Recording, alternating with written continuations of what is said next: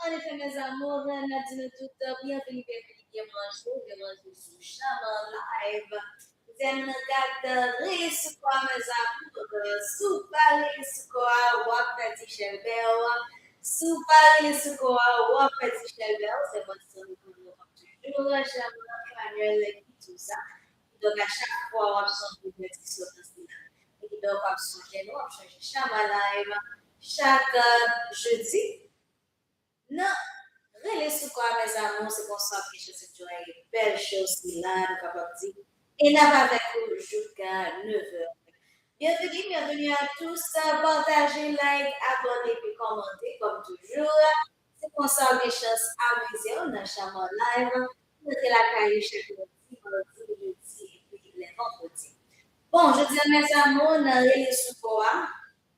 Comme toujours, nous focus sur affaires santé, beauté, nutrition, aussi que finance.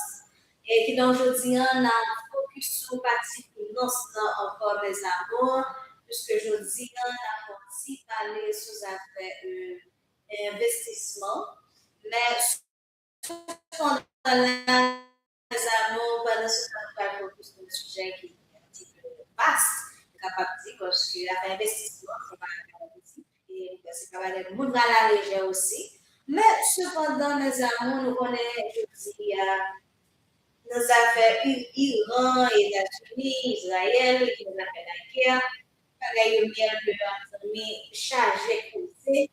Pour nous commencer, mes amours, nous connaissons papa possible pour les mes amis connaissent ça, ils sont dans le silence, et ils là, les discours que la fait. Mais non, pendant ce temps, nous avons, eh bien, Rele Sou Ko A, mes amours, en réalité, dans Rele Sou Ko A, nous va vraiment faire politique, mais cependant, et si vous voulez savoir, nous va connaître ça de penser. Nous sommes se dire dans silence, je ne dis pas. Et pendant ce temps, il même a fait une conférence, président américain, même de l'abord parle d'une conférence la très très chaude, parce que l'Iran n'est pas fait stopper la guerre. Du moins, c'est ça qu'a fait l'Iran stopper la guerre. L'Iran lui-même n'est pas d'accord. Et bien, mes amours, c'est tout ça que nous avons parlé. Je pense qu'à focus là, je dis, et bien, dans Rele Sou Ko A, juste avant que nous voudrions, très important. Nous quittons nous côté un petit peu qui ça par rapport à ce je pense président aussi politique dans le dossier c'est là. Et là nous voici. Precisely with stability that Russian energy companies have always been distinguished. It is obvious that the global logistics of the fuel and energy sector under the conditions of the ongoing conflict in the Middle East will change in favor of more advantageous, more promising the ongoing. At the same time, it must be a change in favor of more advantageous, more commodities are certainly of a temporary nature. We understand this. It is an obvious thing, and we must proceed from this. That is why I ask you to gather and consult with you on what we must do to coordinate our efforts in the near term. The change in the balance of supply and demand for hydrocarbons will, of course, lead to a new stable pricing reality. This will inevitably happen. Therefore, it is important for Russian energy companies to use the current moment, including in order to direct additional export revenues toward reducing their debt burden, their debt to domestic banks. Dear colleagues, I would like to draw your special attention to this. I ask the government and the central bank to take this process under control. I will emphasize, Russia acts as a reliable supplier of energy resources. It has always been so. We will certainly continue to supply oil and gas to those countries that are themselves reliable counterparties. I have in mind not only our partners in the Asia-Pacific region, but also the states of Eastern Europe, such as Slovakia and Hungary. And right now, some colleagues, already before the meeting in this broader format, have already informed me that we are increasing supplies to our reliable partners. Moreover, in several regions of the world at once. At the same time, I want to remind you that the European Union countries plan to introduce additional restrictions on the purchase of Russian hydrocarbons starting April 25th, including liquefied natural gas, up to and including a complete ban on such supplies in 2027. In this regard, the government was already tasked with assessing the possibility and advisability of halting supplies of our energy resources to the European market, not to wait until the door is demonstratively slammed in our face, but to do this right now and redirect these volumes away from the European market toward a more interesting direction, and most importantly, to establish a foothold there. Right now, the market conditions are shaping up in such a way that if we reorient ourselves right now toward those markets that need increased supplies, we can establish ourselves there now. That is, in places where there is sustainable long-term demand and reliable long-term relationships, to those states that are building constructive business relations with Russia. By the way, I asked you to come in order to consult with you on all these matters. If European companies, European buyers should suddenly decide to reorient themselves and provide us with long-term, sustainable joint work, free from political considerations, please, we have never refused. We are ready to work with Europeans as well, but we need some signals from them that they are ready and also want to work and will ensure us this stability and predictability. The government is keeping these matters under control as well. Now, on all these matters, I hope we will have a substantive conversation. Please, I give the floor to Alexander Valentinovich Novik. Good afternoon, dear colleagues. I asked you to gather today in order to talk about the situation developing on the world energy markets in the area of ours. And I would like to hear your opinion on the events taking place, to consult with you on how we should coordinate the efforts of the state and our private companies in connection with the events taking place. We will also discuss in this regard Russia's further actions in the field of global energy in general, including taking into account the escalation of the situation as we understand it in the Middle Eastern direction. Russia has repeatedly, I would like to note right away, warned that attempts to destabilize the situation in the Middle East would inevitably put the global fuel and energy complex under threat, raise prices for oil and gas, limit the supply of these resources around the world, and would certainly disrupt long-term investment plans. It appears that this is exactly what is happening. Today, we see logistical problems on the routes for transporting hydrocarbons, and we see that this is having the most negative impact on global production, on global supply chains. It is hitting industry, all of it, in essence, without any exaggeration, the entire system of international economic relations, because following the disruption of supplies come other problems of a purely economic nature. Inflation rises and production not only of oil and gas, but also the production of industrial goods suffers. I will remind you that last year about 1/3 of the world's maritime oil exports passed through the Strait of Hormuz, which is around 14 million barrels per day. Of these, about 80% were directed to the countries of the Asia-Pacific region. This route is now effectively closed.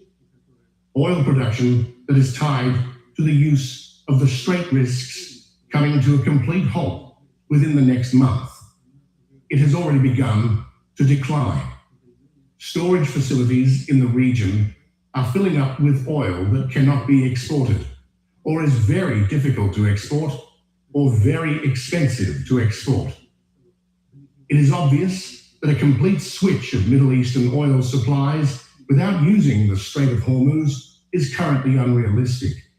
Changing logistics will not only take a long time, but will also require significant infrastructure expenditures, expansion of marine terminals, and so on. And of course, it will be associated with high political risks that have not gone away. Consumers need oil today.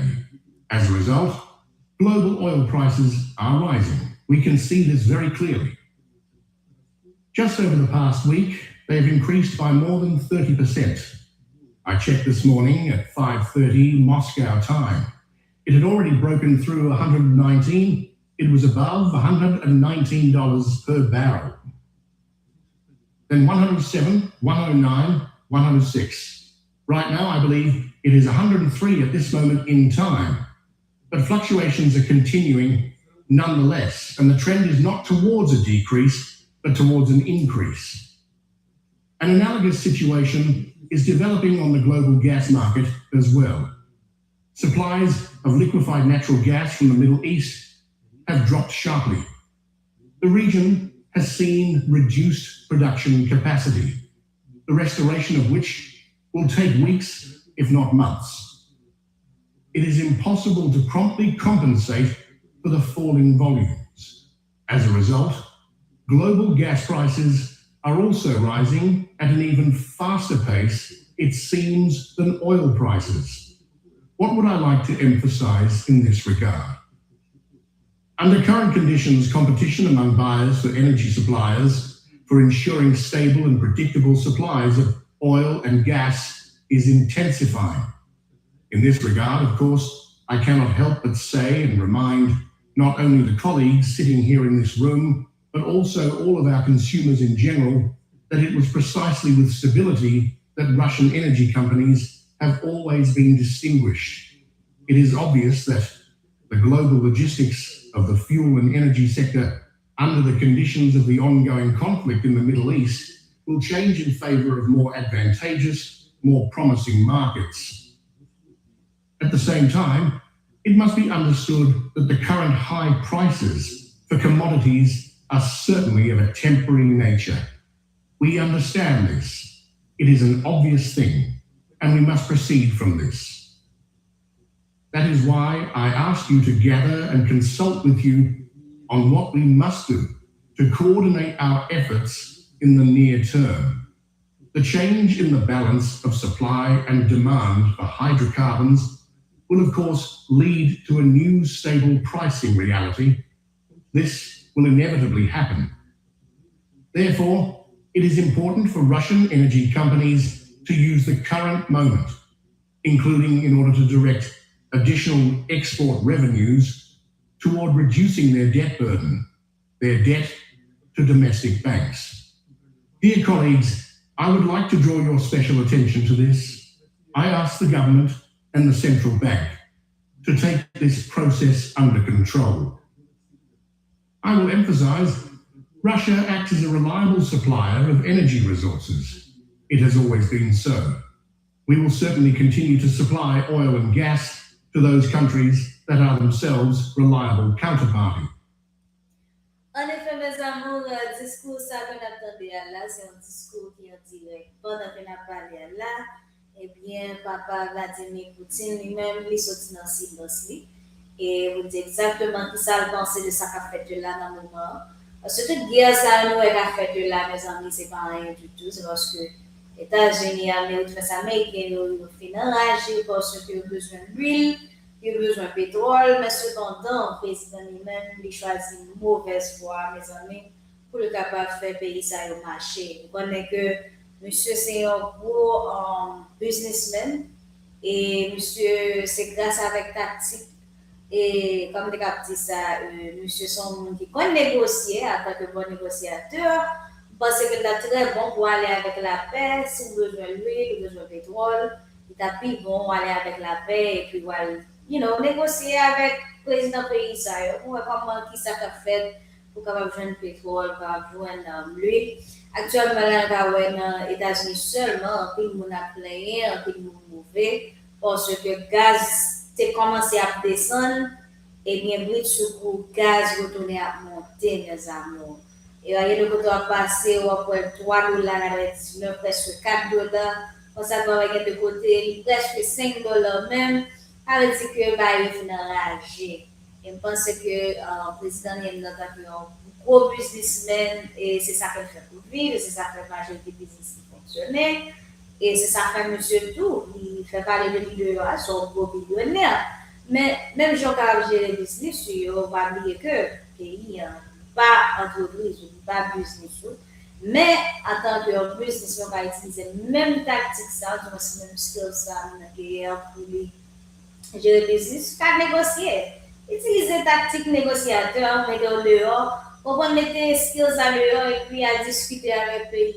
Il qu'on fait, il est habitué à faire, les gens, ça l'a fait tout le temps. Pour qu'on à négocier dans toute façon, mais là, on entre avec les yeux là, aucun des présidents, on entre ensemble avec lui, on traiter comme si c'était le dernier degré criminel qui existait. Et puis ensuite, au lieu de pouvoir faire un genre de diminuer guerre Iran, Israël, non, et puis c'est la guerre où on met plus, c'est comme si c'est diffé, c'est gaz où on met plus, on augmente la guerre, ça veut dire pas venir pour la paix. Et si tu faut venir pour la paix, bien, même déjà soumis, vous comprenez? Elle dit, sans besoin, il n'y a pas de barreau, il n'y a pas besoin du tout, du tout. Et c'est pas seulement ça, il y a la Cuba, même la paix qui pas mauvais gens. Et actuellement, on est capable de dire que Costa Rica a un problème avec Cuba, parce que récemment, on voit que le météo ça s'est bloqué et l'ambassade cubaine à Costa Rica. On a dit que pendant une année, essayé de résoudre de temps en temps, chaque pays, chaque côté, chaque allié, l'autre, il y a la barrière censée venir faire une guerre, une division, mes amours.